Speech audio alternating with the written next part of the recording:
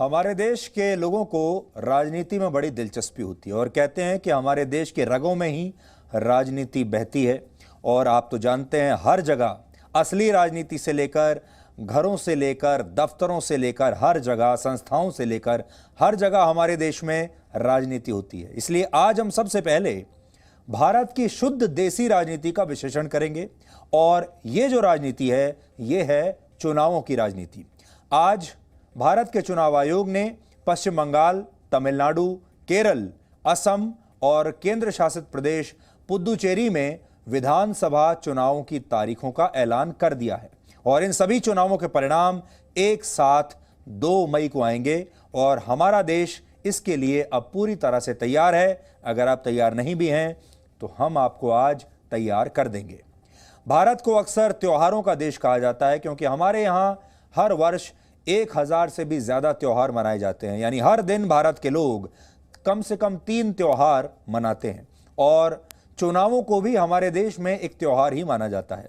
भारत में हर साल औसतन 5 से 7 राज्यों में विधानसभा चुनाव होते हैं। यानी हर 4 महीने में हमारे देश के लोग किसी न किसी राज्य में सरकार बनाने के लिए अपना वोट देकर इस चुनावी त्योहार को सेलिब्रेट करते हैं और इसीलिए हम इसे भारत की शुद्ध देसी राजनीति कह रहे हैं क्योंकि ये राजनीतिक चुनावों से जुड़ी हुई है।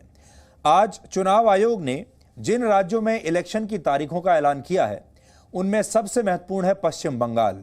सबसे ज्यादा दिलचस्पी भी लोगों की पश्चिम बंगाल के चुनाव में है और आपने देखा होगा जो लोग पश्चिम बंगाल में रहते हैं वो तो जाहिर है उनकी दिलचस्पी तो होगी ही, लेकिन देश के बाकी इलाकों में भी पश्चिम बंगाल के चुनाव को लेकर बहुत ज्यादा दिलचस्पी है क्योंकि यहां इस समय ममता बनर्जी की सरकार है, टीएमसी की सरकार है और बीजेपी ममता बनर्जी को सीधी टक्कर दे रही है। और जितना जहरीला माहौल इस समय पश्चिम बंगाल में है शायद और कहीं नहीं होगा चुनाव के प्रचार को लेकर। इस सीधी टक्कर से देश की राजनीति में एक नया मोड़ आएगा।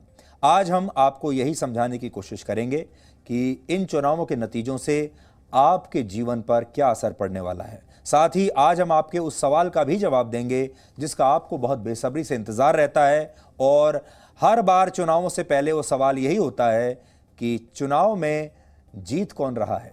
तो इस सवाल का जवाब भी आज हमने तैयार किया है, लेकिन इसके बारे में बताने से पहले हम आपको इन राज्यों की चुनावी डेट शीट की जानकारी देते हैं।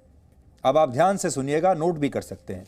पश्चिम बंगाल की 294 सीटों पर 8 चरणों में वोटिंग होगी। यहां खास बात यह है यह वोटिंग लंबी चलेगी, 8 चरणों में होगी। पहला चरण 27 मार्च, दूसरा 1 अप्रैल, फिर 6 अप्रैल, उसके बाद 10 अप्रैल, 17 अप्रैल, 22 अप्रैल, 26 अप्रैल और आखिरी चरण की वोटिंग 29 अप्रैल को होगी। यानी यह चुनाव बहुत लंबा चलने वाला है। इसके बाद असम की 126 सीटों पर 3 चरणों में वोट डाले जाएंगे। पहला चरण 27 मार्च, दूसरा 1 अप्रैल और तीसरा 6 अप्रैल। इसके बाद केरल, तमिलनाडु और पुदुचेरी में 6 अप्रैल को सभी सीटों पर एक साथ ही वोटिंग हो जाएगी। यहां पर एक ही चरण में सीधी वोटिंग है और इन सभी चुनावों के नतीजे एक साथ 2 मई को आ जाएंगे। 2 मई को रविवार है, इसलिए आप अभी से वो रविवार का पूरा दिन हमारे साथ बुक कर लीजिए, जी न्यूज के साथ बुक कर लीजिए। इन 4 राज्यों और केंद्र शासित प्रदेश पुदुचेरी की कुल आबादी को अगर हम जोड़ दें तो यह संख्या बैठती है करीब 25 करोड़। यानी देश की कुल आबादी के लगभग 19% लोग इन्हीं राज्यों में रहते हैं और यहां कुल वोटर्स की संख्या 18 करोड़ से ज्यादा है। इनमें पश्चिम बंगाल में टीएमसी की सरकार है, मुख्यमंत्री हैं ममता बनर्जी, जैसा आप सब जानते हैं। असम में बीजेपी की सरकार है, मुख्यमंत्री हैं सर्बानंद सोनोवाल। पुदुचेरी में कांग्रेस की सरकार थी, लेकिन इसके अल्पमत में आने के बाद आजकल वहां राष्ट्रपति शासन लगा दिया गया है। तमिलनाडु में इस समय एआईएडीएमके की सरकार है, जयललिता की पार्टी की सरकार है, हालांकि जयललिता अब नहीं है। और केरल में लेफ्ट पार्टियों की सरकार है। तो ये इन राज्यों की मौजूदा स्थिति है और यहां ध्यान देने वाली बात यह है कि 2016 के विधानसभा चुनाव में बीजेपी को इन 5 राज्यों और पुदुचेरी में से 4 में 3 या उससे कम सीटें मिली थी। इनमें पुदुचेरी और तमिलनाडु में बीजेपी को कोई सीट नहीं मिली थी, 0 पर थी। इन राज्यों को आप बीजेपी के लिए वर्जिन आइलैंड्स भी कह सकते हैं, यानी जहां कभी भी उनका खाता नहीं खुला और उसके पास खोने के लिए यहां कुछ नहीं है।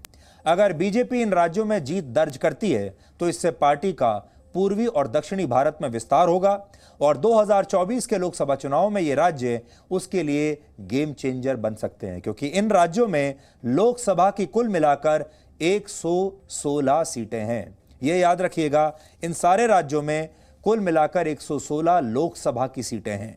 इसलिए अगर बीजेपी इन राज्यों में मजबूत होती है तो फिर अगले लोकसभा चुनाव में भी बीजेपी को यहां से पहले के मुकाबले कहीं ज्यादा सीटें मिलेंगी। सबसे महत्वपूर्ण बात यह कि ये सभी राज्य गैर हिंदी भाषी हैं और बीजेपी को हिंदी बेल्ट की पार्टी आमतौर पर माना जाता है, काऊ बेल्ट की पार्टी माना जाता है, हिंदी भाषी राज्यों की पार्टी माना जाता है।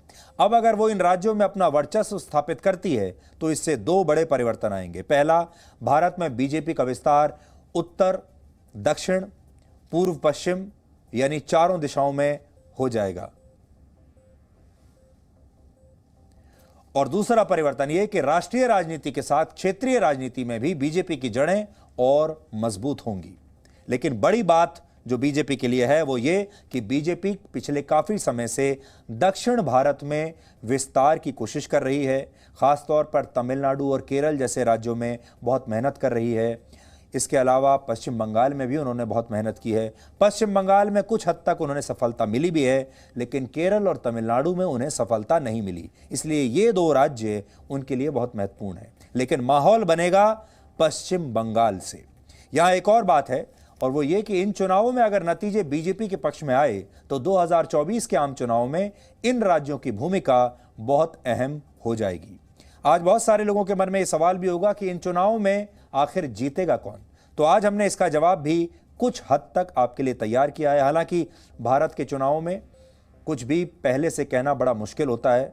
वोटर बहुत समझदार हैं और आज का वोटर साफ साफ किसी को बताता भी नहीं कि वो क्या करने वाला है। इसीलिए आपने देखा होगा चुनाव से पहले जो एग्जिट पोल होते हैं या चुनाव से पहले जो सर्वेज होते हैं वो भी अक्सर गलत साबित हो जाते हैं। इसलिए ये अंदाज़ा लगाना है तो बहुत मुश्किल, लेकिन फिर भी अभी तक का जो माहौल है, जो हवा बह रही है, जो लहर चल रही है, उसके आधार पर हम कोशिश करेंगे। पश्चिम बंगाल में बीजेपी और टीएमसी के बीच सीधी टक्कर है।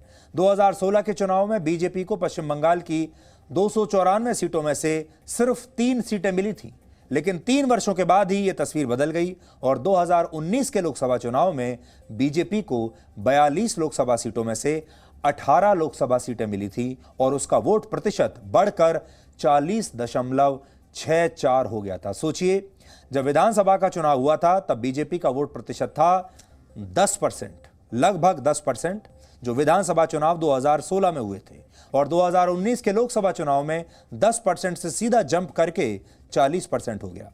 यह टीएमसी को मिले वोटों से सिर्फ 3% कम है। यानी बीजेपी टीएमसी के बहुत करीब पहुंच चुकी है और यही वजह है कि पश्चिम बंगाल में इस बार ममता बनर्जी और बीजेपी के बीच सीधी टक्कर है। और अगर ये जो 3% का अंतर है दोनों के बीच में, अगर ये 3% का अंतर बीजेपी ने इस बार खत्म कर दिया तो फिर इस बार ममता बनर्जी मुश्किल में पड़ जाएंगी। असम में इस समय बीजेपी की सरकार है, यहां उसका मुकाबला कांग्रेस से है, यानी इन दोनों पार्टियों के बीच असली लड़ाई है। तमिलनाडु में इस बार समीकरण काफी उलझे हुए हैं और वहां की राजनीति के दो सबसे बड़े चेहरे जयललिता और एम करुणानिधि अब हमारे बीच में नहीं है। 5 दिसंबर 2016 को जयललिता का निधन हुआ था और 2018 में लंबे समय तक बीमार रहने के बाद एम करुणानिधि की भी मौत हो गई थी। यानी ये दो सबसे बड़े चेहरे जो कई दशकों से तमिलनाडु की राजनीति को चला रहे थे, पहली बार ऐसा हो रहा है जब वहां तमिलनाडु में ना तो जयललिता हैं और ना ही करुणानिधि हैं। इससे पहले बारी बारी से ये लोग जीतते थे। एक बार जयललिता जीतती थी और एक बार करुणानिधि जीतते थे। इसलिए यह चुनाव बड़ा अनोखा होगा। यही वजह है कि तमिलनाडु के चुनाव में इस बार कोई बड़ा चेहरा नहीं है, समीकरण उलझे हुए हैं और इस समय एआईएडीएमके की सरकार वहां पर है और लोकसभा चुनाव में उसे डीएमके से बड़े अंतर से हार मिली थी। ऐसे में मुकाबला इन दोनों पार्टियों के बीच ही होगा, क्योंकि यही दो पार्टियां वहां परंपरागत रूप से एक दूसरे के सामने रही हैं। हालांकि बीजेपी इस बार तमिलनाडु में अपना खाता खोल सकती है और उसे भी कुछ सीटें मिल सकती हैं। बीजेपी यहां सरकार बनाने की दावेदारी में है ही नहीं, लेकिन अगर बीजेपी ने अपने दम पर भी कुछ सीटें जीत लीं तो यह भी उसकी बड़ी उपलब्धि होगी। केरल में एलडीएफ यानी लेफ्ट की सरकार है, यहां त्रिकोणीय मुकाबला है। एलडीएफ, यूडीएफ और बीजेपी के बीच यहां कड़ी टक्कर देखने को मिलेगी, यानी जो मुकाबला है वो त्रिकोणीय है।